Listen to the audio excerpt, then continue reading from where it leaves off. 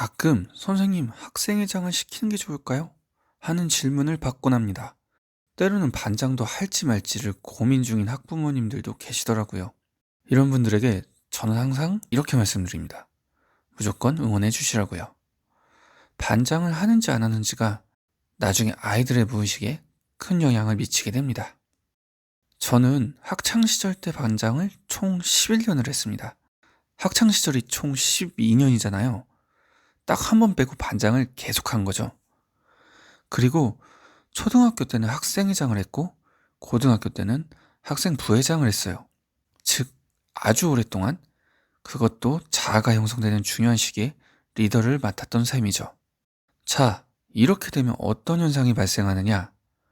우선 저는 지금도 어떤 자리에서 항상 리더로 인식됩니다.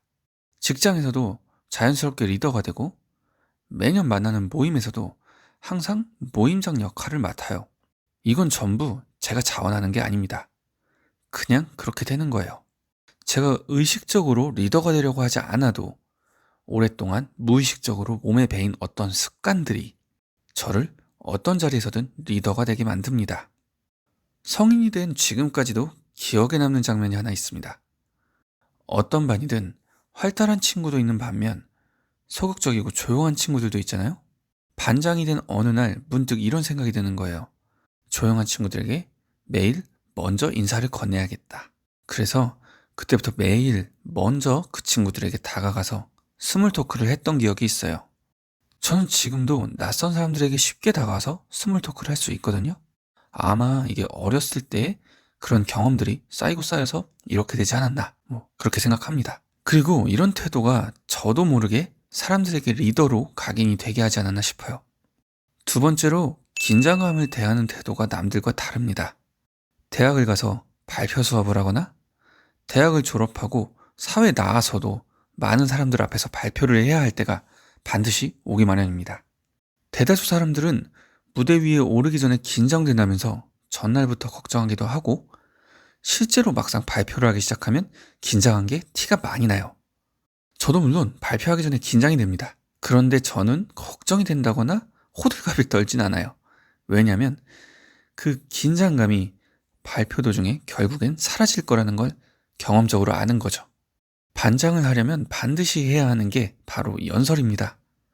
반장 선거의 경우는 20, 30명 앞에서, 그리고 회장 선거의 경우에는 몇백 명 앞에서 연설을 해야 돼요.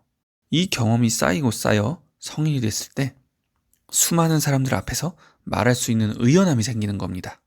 이건 정말 직접 경험해 본 사람만 아는 엄청난 능력인 것 같아요.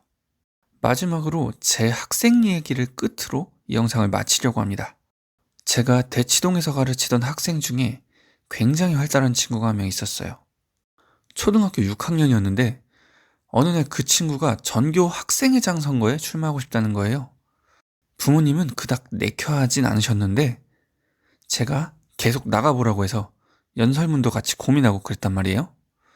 그러더니 그 친구가 결국 부회장이 됐어요.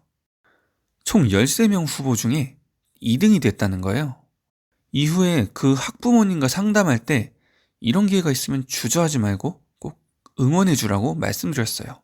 그러면 공부만 하는 아이들보다 나중에는 훨씬 더 똘똘한 학생이 되어 있을 거라고 했죠.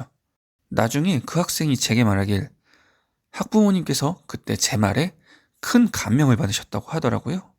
방금 이 말은 진짜입니다. 제 주변을 보니 너무 공부만 하는 학생들보다 어릴 때부터 이것저것 해본 학생들이 인생에서 더 성공할 확률이 높더라고요. 그래서 학생들이 이것저것 해보고 싶다고 한다면 웬만해선 다 해보라고 하는 게 좋습니다. 스스로 도전해보고 깨져보기도 하면서 거기서 성장이 일어나 강인하고 똘똘한 이로 자라게 될 겁니다. 오늘 영상 여기까지입니다. 시청해주셔서 감사합니다.